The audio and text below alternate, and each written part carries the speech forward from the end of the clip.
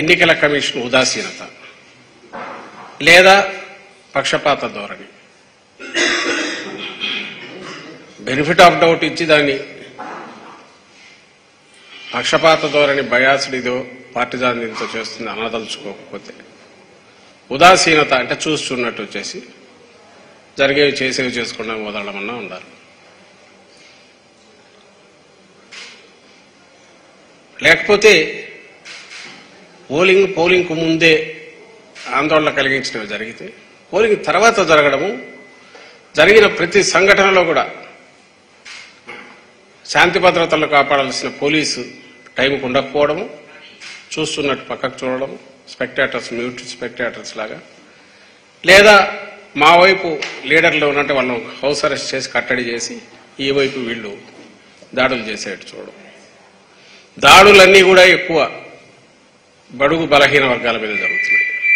ఎస్సీలు, మైనారిటీలు, బీసీలు వీళ్ళవే జరుగుతున్నాయి. ఇది ఆందోళన కలిగించే అంశం. మన భారతదేశంలో ఎన్నికల కమిషన్కున్న స్వతంత్ర ప్రతిపత్తి అనుకోవడం ఉంటేనే ఎన్నికలు సజావుగా జరుగుతాయి. కేవలం ఉందని చెప్పి అదేదో మేడిపండులాగా పెట్టుకొని ఆ ముసుగులో ఉదాసీనంగా వ్యవహరించిన లేదా ఒక పక్షం వైపు తీసుకున్న పరిస్థితి ఎంత ఆందోళనకరంగా ఉంటుందంటే ఇప్పుడు ఆంధ్రప్రదేశ్లో జరుగుతున్నది చూస్తే అర్థమవుతుంది.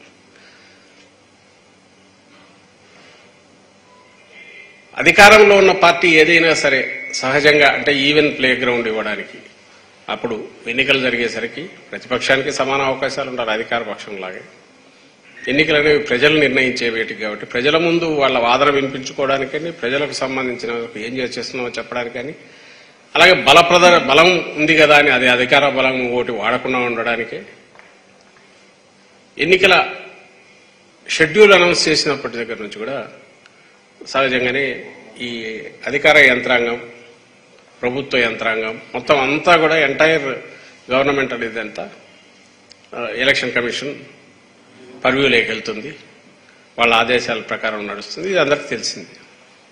అది మంచి ఇది. దీన్ని మా పార్టీ వైఎస్ఆర్ కాంగ్రెస్ పార్టీ ఎంతగా రెస్పెక్ట్ ఇస్తుంది అనేది ఈసారి అధికారంలో ఉన్నాక ఒక్కసారి ఎన్నికల కమిషన్ పరిధిలోకి వెళ్ళిన తర్వాత, షెడ్యూల్ వచ్చిన తర్వాత అందరూ గమనించారు.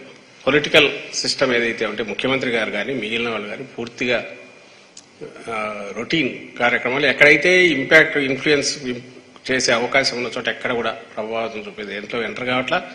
ముఖ్యమంత్రి గారు అయితే మరీ ముఖ్యంగా పూర్తి అడ్మినిస్ట్రేషన్ చీఫ్ సెక్రటరీ గారి లేదా ఆధ్వర్యంలో శాంతి భద్రతలకు సంబంధించి డీజీపీ గారు వాళ్ళు చూసుకుంటున్నారు. ఈయన వాటిలో ఎక్కడ ఇది పెట్టట్లా, అంతగా గౌరవిస్తున్నారు. అది అందరికీ తెలుసు. ఎక్కడ దాంట్లో దాపరికం లేదు. టెక్నికల్గా ఆయన అదేదైనా సిగ్నేచర్స్ ఉంటే చేస్తే చేసిన అవసరమైనవి అడ్మినిస్ట్రేషన్ రొటీన్గా జరగడానికి, కానీ ఈ నిర్ణయాలు ఇవ్వట్లా, అధికార యంత్రాంగం మీద ఇన్ఫ్లుయెన్స్ చేసే ప్రయత్నం చేయట్లా. అది ఆయన నేచరు కాదు. చేసినట్టు ఇంత ఇన్సిడెంట్స్ కూడా ఇంతవరకు బయట అక్కడ రాలా. తెలుగుదేశం పార్టీ ఆరోపణలు అంటారా, వాళ్ళు చేస్తున్నవి అవన్నీ జరుగుతారనే మీడియా పరంగా మీరు చూసినా ఎక్కడ ఇంతవరకు కనపడలే. ఉంటే ఇప్పటికే ఆ పచ్చ మీడియాలో ఉన్న అది విజృంభించి రాసేవాళ్ళు. కథలు రాస్తున్నారు ఈ అధికారులు, అధికార పార్టీకి దాసోహం అంటున్నారు, ఏమైనా రాస్తున్నారు. సరే, అది కూడా సహజంగానే ప్రతిపక్షంలో ఉన్న వాళ్ళు చేస్తుంటారని అనుకోవచ్చు.